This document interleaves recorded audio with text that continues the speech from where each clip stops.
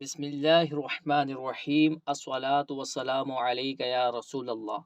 آج انشاءاللہ الرحمن ہم مناظرہ رشیدیہ کا ایک اور درس سبق پڑھنے کی سعادت حاصل کریں گے۔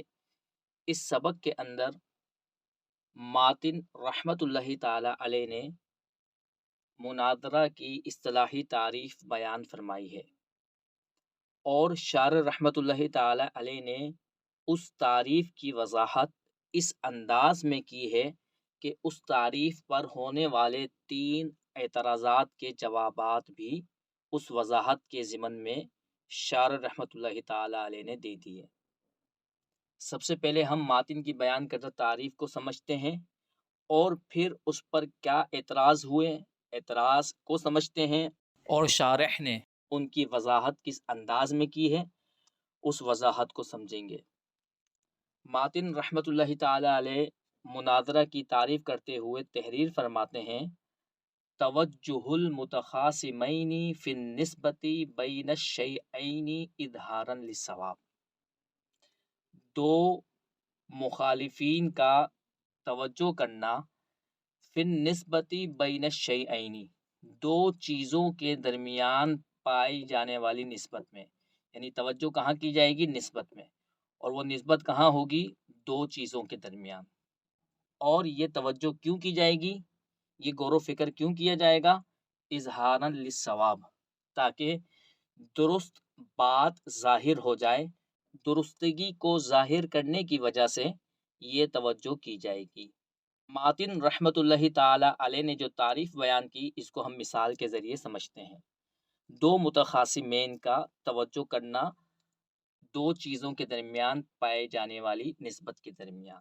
مثلا ایک شخص کا عقیدہ ہے کہ اس دنیا کو بنانے والا، کائنات کو بنانے والا موجود ہے، صانع عالم موجود ہے، خالق عالم موجود ہے، جبکہ دوسرا جو اس کا مد مقابل ہے اس کا یہ عقیدہ ہے کہ صانع عالم موجود نہیں۔ تو دو چیزوں کے درمیان، یعنی صانع عالم اور اس کے وجود، یہ دو چیزیں ہیں، ان دو چیزوں کے درمیان پائی جانے والی نسبت کے بارے میں غور و فکر کرنا۔ ایک کہہ رہا ہے کہ صانع عالم کے لیے وجود ثابت ہے، اور دوسرا کہہ رہا ہے کہ صانع عالم کے لیے، خالق عالم کے لیے وجود ثابت نہیں۔ تو دو چیزیں کون سی ہوئی؟ ایک صانع عالم اور دوسرا اس کا وجود، اور ان کے درمیان نسبت کیا ہے؟ کہ صانع عالم موجود ہے، یہ ہے نسبت ہے، یا صانع عالم موجود نہیں، یہ نہیں، یہ نسبت ہے۔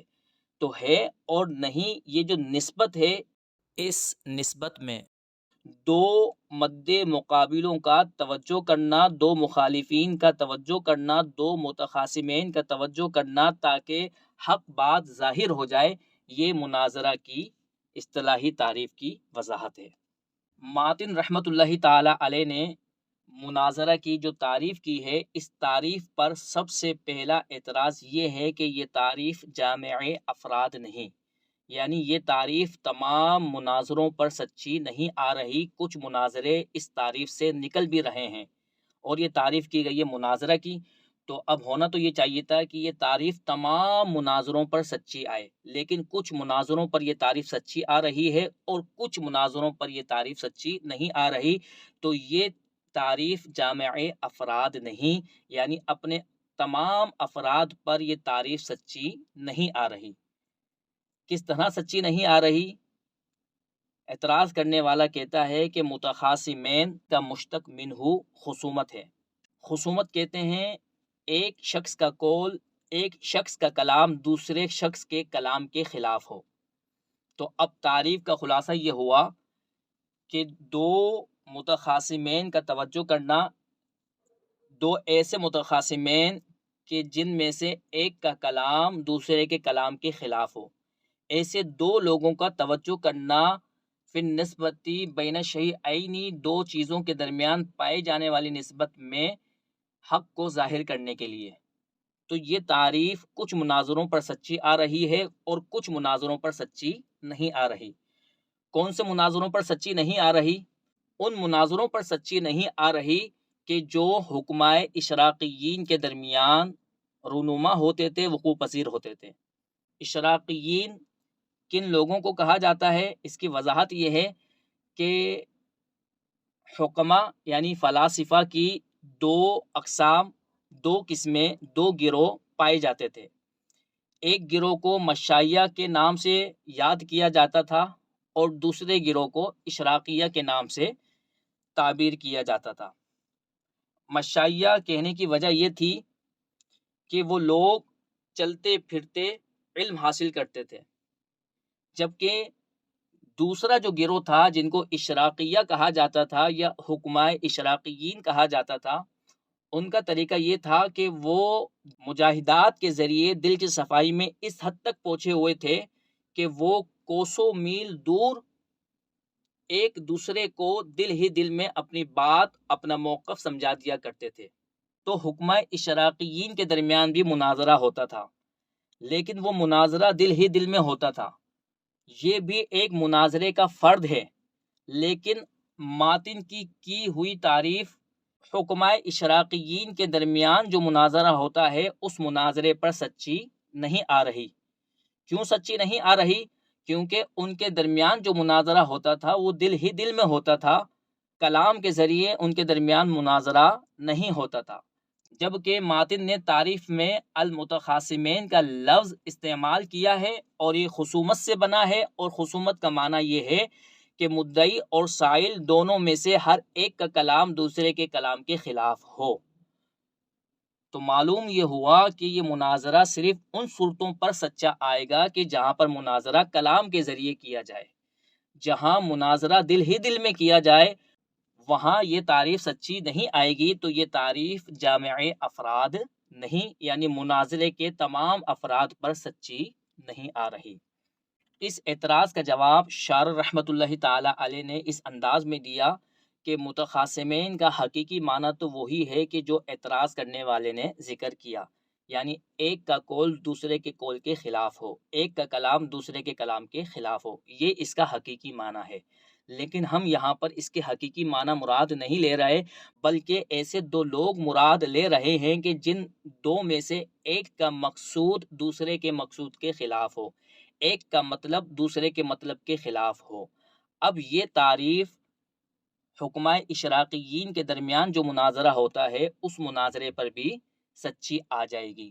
یعنی یہاں پر متخاصمین سے مراد وہ دو لوگ ہیں کہ جن میں سے ایک کا مقصد و مطلوب دوسرے کے مقصد و مطلوب کا غیر ہو۔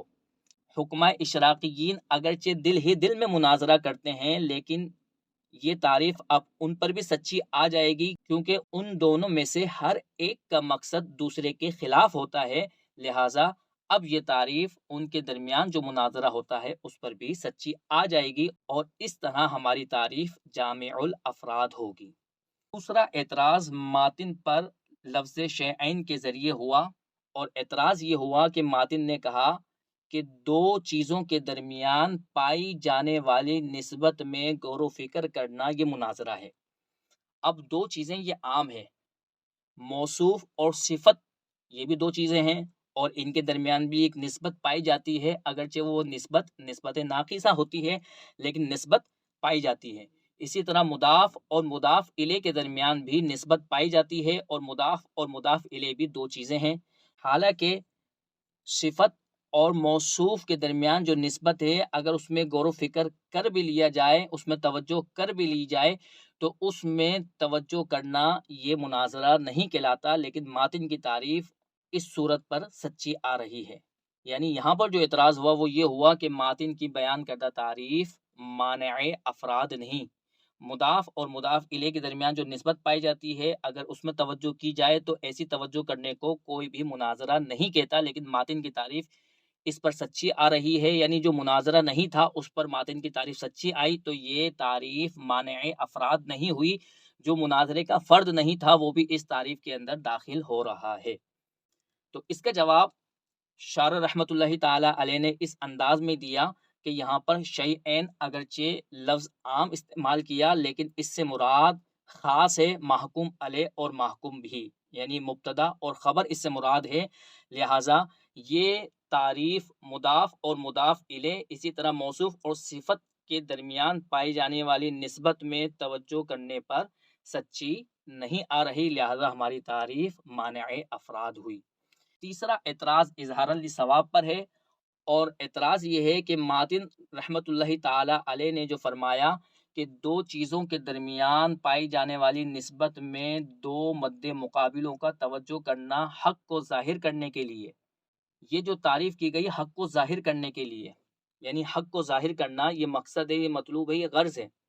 تو کبھی ایسا ہوتا ہے کہ دو مناظرین میں سے ایک کا مقصد تو حق کو ظاہر کرنا ہوتا ہے اور ایک کا مقصد حق کو ظاہر کرنا نہیں ہوتا، تو اب یہ بھی مناظرہ ہے، لیکن ماتن کی بیان کردہ تعریف اس پر سچی نہیں آ رہی، کیونکہ دونوں مناظرین میں سے ہر ایک کا مقصد و مطلوب، غرض اور غایت اظہاراً للصواب نہیں بلکہ سامنے والے کی غلطی کو بیان کرنا ہے۔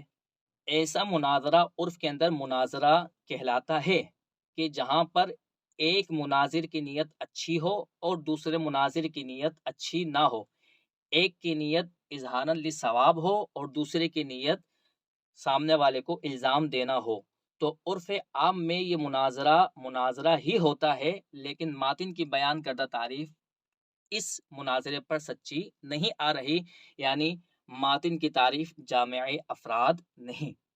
یہ اعتراض تھا۔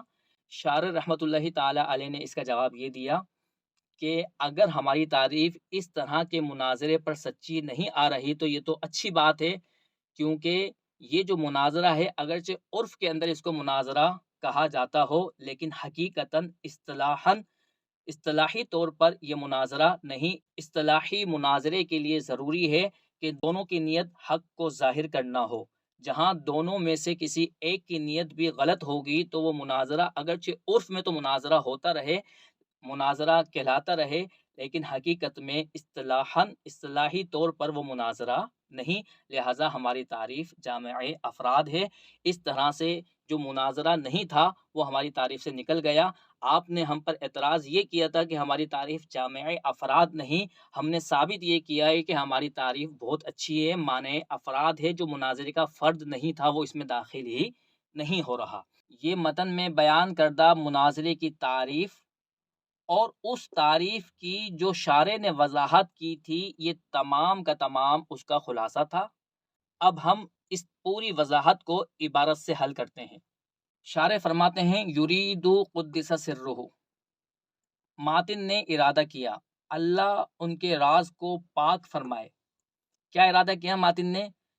پہلا جو اعتراض ہوا تھا اس کی تشریح اس انداز میں کر رہے ہیں کہ اعتراضی نہ ہو، پہلے تشریح کریں گے پھر اعتراض کی وضاحت کریں گے۔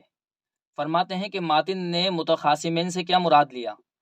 یریدو، ماتن نے ارادہ کیا ان المتخاصمین، کہ متخاصمین الذین، متخاصمین سے وہ مراد نہیں کہ ایک کا قول دوسرے کے قول کے خلاف ہو، بلکہ متخاصمین سے مراد کیا ہے؟ الذین، یعنی وہ دو لوگ، مطلب احدہما، کہ جن دو میں سے ایک کا مقصد اور مطلوب غیر مطلب الاخر، دوسرے کے مطلب کا غیر ہو، دوسرے کے مطلب کے علاوہ ہو۔ جب ایسے دو لوگ اذا توجہ، جب ایسے دو لوگ توجہ کریں فی النسبتی بین الشیئین، دو چیزوں کے درمیان پائی جانے والی نسبت میں، دو چیزیں کون سی؟ اس اعتراض کا جواب دے دیا۔ شیئین سے مراد عام نہیں بلکہ شیئین سے مراد خاص ہے۔ کون سی دو چیزیں؟ اللذین احدہما، جن دو چیزوں میں سے ایک چیز محکوم علیہ، محکوم علیہ ہے، والآخر محکوم بہ، اور دوسری چیز محکوم بہ ہے۔ یعنی شیئین سے بتا دیا، موصوف صفت مضاف مضاف الیہ نہیں بلکہ محکوم علیہ اور محکوم بہ ہے۔ آگے متخاصمین پر ہونے والے اعتراض کی اس انداز میں تشریح کر رہے ہیں کہ اعتراضی نہ ہو۔ فرماتے ہیں وَإِن كَانَ ذَلِكَ التَّوَجُّهُ، اگرچہ یہ توجہ کرنا فی النفس، نفس میں ہو، دل میں ہو، اس کے لیے قول ہونا، کلام ہونا ضروری نہیں۔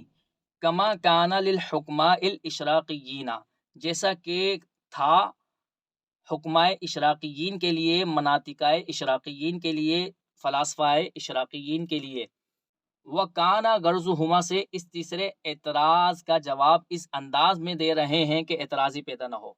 وَكَانَ غَرْضُهُمَا اور ان دونوں کی غرض ہونی چاہیے من ذالک اس توجہ کرنے سے اظہار الحق کی والثوابی ثواب اور حق کو ظاہر کرنا۔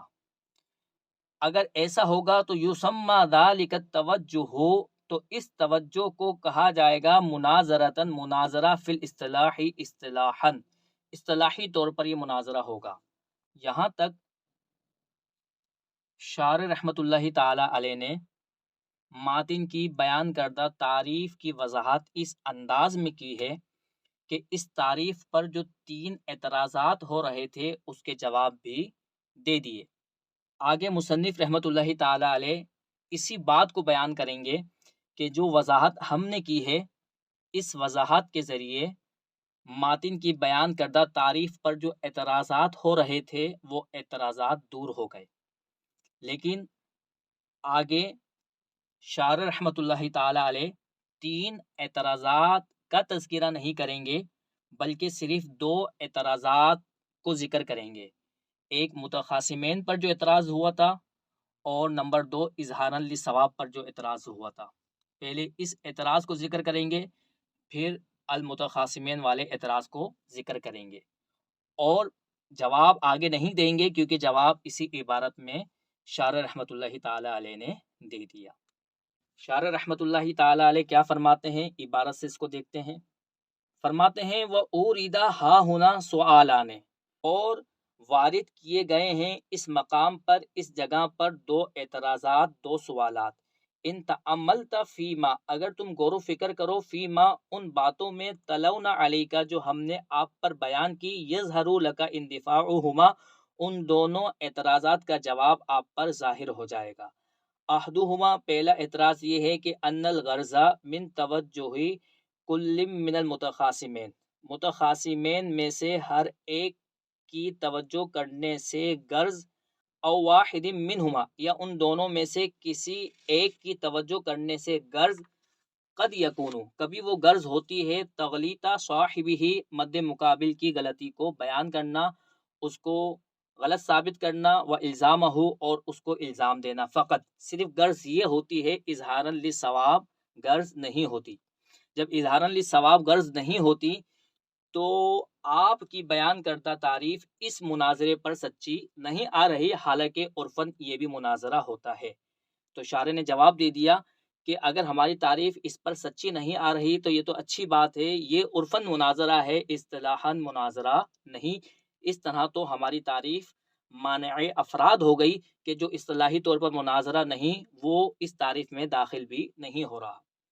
تو اعتراض کیا تھا؟ وَلَا يَدْخُلُ فِي هَذَا التَّعْرِيفِ یہ اس طرح کا مناظرہ کہ جہاں پر دونوں کی غرض یا دونوں میں سے کسی ایک کی غرض اظہاراً للثواب نہ ہو تو اس طرح کا مناظرہ آپ کی تعریف میں داخل نہیں ہو رہا، یعنی آپ کی تعریف ایسے مناظرے پر سچی نہیں آ رہی۔ فلا یکون جامعا تو آپ کی بیان کردہ تعریف جامع افراد نہیں ہوئی۔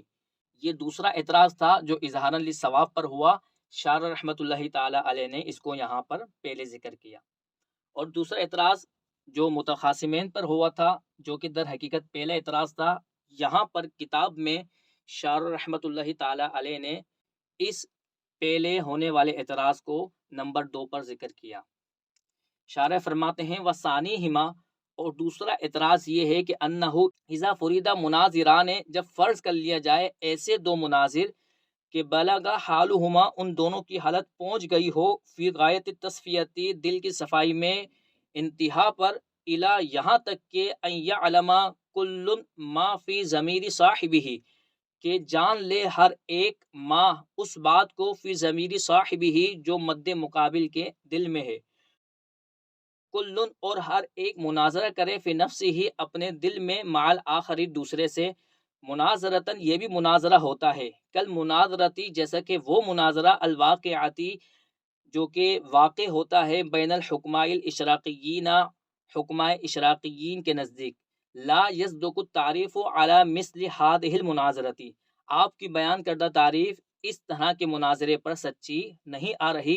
کیوں سچی نہیں آ رہی؟ کیونکہ ماتن نے متخاصمین کا لفظ استعمال کیا اور متخاصمین خصومت سے نکلا ہے اور خصومت کہتے ہیں کہ ایک کا کلام دوسرے کے کلام کے خلاف ہو، اور اشراقیین یہ کلام سے مناظرہ کرتے ہی نہیں، کلام کے ذریعے مناظرہ نہیں کرتے، دل ہی دل میں مناظرہ کرتے ہیں، تو ان کے مناظرے پر آپ کی بیان کردہ تعریف سچی نہیں آ رہی۔ اس کا جواب دے دیا کہ یہاں پر متخاصمین سے مراد یہ نہیں کہ ایک کا کلام دوسرے کے کلام کے خلاف ہو، بلکہ مراد یہاں پر متخاصمین سے یہ ہیں کہ ایسے وہ دو لوگ کہ جن میں سے ایک کا مقصد دوسرے کے مقصد کا غیر ہو، اور یہ مقصد کا غیر ہونا اشراقیین کے نزدیک بھی پایا جاتا ہے، اگرچہ وہ دل ہی دل میں مناظرہ کرتے ہیں۔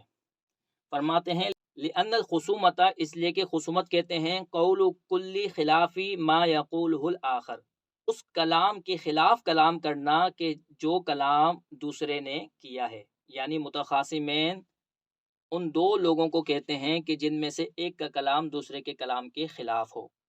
یہاں سے ماتن رحمۃ اللہ تعالیٰ علیہ نے جو لفظ متخاصمین استعمال کیا تھا، اس پر اعتراض ہو رہا تھا، اس کا جواب شارح رحمۃ اللہ تعالیٰ علیہ نے پہلے ہی اس عبارت سے دے دیا، جس کو بالتفصیل ہم نے پڑھ لیا۔ اللہ تبارک و تعالیٰ کی پاک بارگاہ میں دعا ہے کہ پیارے مصطفیٰ صلی اللہ علیہ وسلم کی شفاعت عطا فرمائے، اور ہمیں علم نافع حاصل کرتے رہنے کی توفیق عطا فرمائے، اور ہمارے علم کو علم نافع بنائے، مزید علم نافع حاصل کرنے کی جستجو ہمارے دلوں میں پیدا فرمائے، اور دنیا اور آخرت میں اس علم کو ہمارے لیے نجات کا ذریعہ بنائے۔ وما علینا الا البلاغ المبین۔